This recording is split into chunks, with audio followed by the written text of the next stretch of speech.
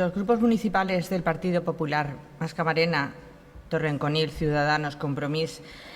y PSOE Vetera se suman a la declaración de la Federación Española de Municipios y Provincias con motivo del Día Internacional del Orgullo LGTBI, 28 de junio del 2021.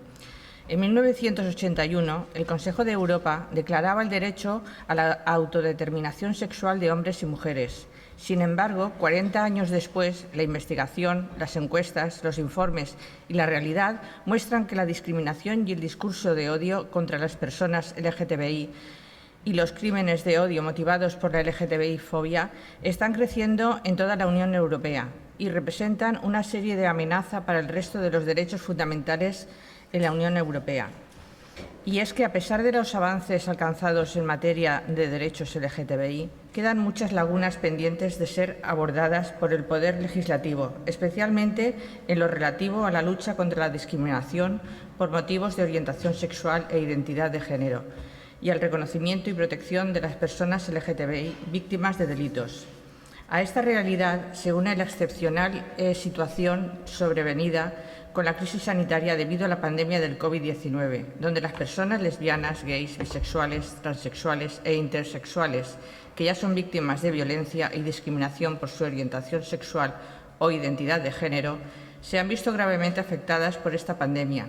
por lo que es preciso hacer un esfuerzo para garantizar que todas las respuestas a la COVID-19 también tengan en cuenta las repercusiones de la crisis en las personas LGTBI.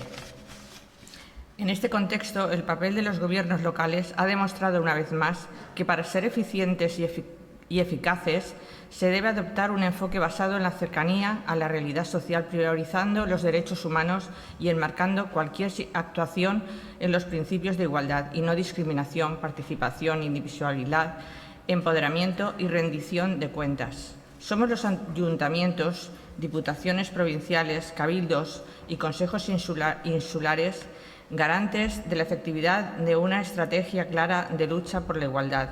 y en la defensa de la convivencia ciudadana y agentes esenciales insustituibles de la protección de los derechos y libertades de toda la ciudadanía y defensores de la no discriminación con independencia de la raza, sexo, religión, opinión o cualquier otra condición o circunstancia personal o social.